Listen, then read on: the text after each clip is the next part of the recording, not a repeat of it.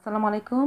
আজকে থাকছে জাতীয় নিউজ, সেটা আবার অর্থনীতি বিভাগ থেকে। দেখে নিব আমরা সঞ্চয়পত্রে দুটি স্কিমে সুদ কমতে পারে। সঞ্চয়পত্রে বিনিয়োগের ক্ষেত্রে অর্থের উৎস জানার বিষয়ে একটি নীতিমালা করছে সরকার। বর্তমানে বিনিয়োগের ক্ষেত্রে এ ধরনের কোনো শর্ত নেই। এছাড়া পরিবার ও পেনশনার সঞ্চয়পত্রে বিনিয়োগের সীমা বেঁধে দেওয়া হতে পারে। 5 বছর ও 3 মাস অন্তর মুনাফা ভিত্তিক সঞ্চয়পত্রের সুদও কমতে পারে। অর্থ মন্ত্রণালয় অভ্যন্তরীণ সম্পদ বিভাগ সূত্র এসব তথ্য জানিয়েছে। জানা গেছে, সঞ্চয়পত্র বিক্রি কমাতে সরকারের পক্ষ থেকে একটি নীতিমালা প্রণয়নের কাজ চলছে। অর্থ বিভাগের এক অতিরিক্ত সচিব এর খসড়া প্রস্তুত করছেন।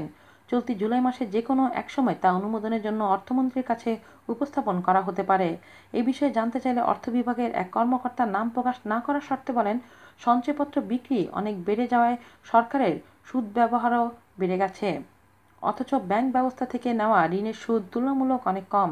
তাই সঞ্চয়পত্রে বিনিয়োগ নিরুৎসাহিত করতে ভবিষ্যতে বেশ কয়েকটি উদ্যোগ নেওয়া হচ্ছে। এর একটি হচ্ছে, এ খাতে বিনিয়োগ করতে হলে অর্থের উৎস জানাতে হবে। কারণ মনে করা হচ্ছে সঞ্চয়পত্রে কালো টাকা বিনিয়োগ হচ্ছে। একই সঙ্গে পরিবার সঞ্চয়পত্র ও অবসরভোগীদের জন্য পেনশনার সঞ্চয়পত্র কেনার ক্ষেত্রে সীমা বেঁধে দেওয়া হবে। শুধু তাই নয়, বাজারে থাকা 5 বছর মেয়াদী সঞ্চয়পত্র ও 3 মাস অন্তর মুনাফা ভিত্তিক সঞ্চয়পত্রে সুদের হার কমানো হতে পারে। অন্য একটি সূত্র জানায়, সামাজিক সুরক্ষার কথা বিবেচনা করে পরিবার ও পেনশনার সঞ্চয়পত্রের সুদের হার না কমানোর চিন্তাও রয়েছে। সেক্ষেত্রে বিনিয়োগের সীমার ভিত্তিতে সুদ কমিয়ে আনা হবে, অর্থাৎ বেশি টাকা বিনিয়োগ করলে সুদের হার কমে যাবে। আগামী দিনে 5 বছর ও 3 মাস অন্তর মুনাফা ভিত্তিক সঞ্চয়পত্রের সুদের হার কমিয়ে 7 থেকে 8% করা হতে পারে। বর্তমানে 5 বছর মেয়াদী বাংলাদেশ সঞ্চয়পত্রে মেয়াদান্তে সুদের হার হচ্ছে 11.28%। অন্যদিকে 3 মাস অন্তর মুনাফা ভিত্তিক সঞ্চয়পত্রে সুদের হার 11.4%। এই দুই সঞ্চয়পত্রে এক নামে 30 লাখ ও যুগ্ম নামে 60 লাখ টাকা বিনিয়োগ করা যায়।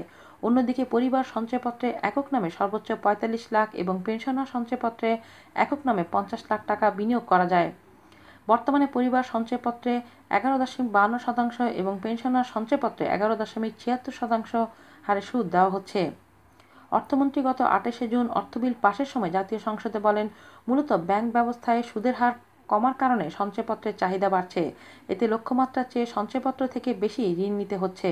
ফলে সুদ বাবদ ব্যয় বাড়ছে, যা সরকারের ব্যয় ব্যবস্থাপনার উপর বড় ধরনের চাপ সৃষ্টি করছে। এই বাস্তবতার বিষয়টি আমি বিভিন্ন ফোরামে উপস্থাপন করেছি।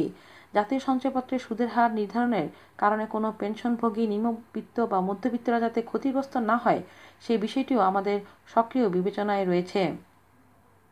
আজ এ পর্যন্তই। ভালো থাকবেন সবাই। আল্লাহ হাফেজ।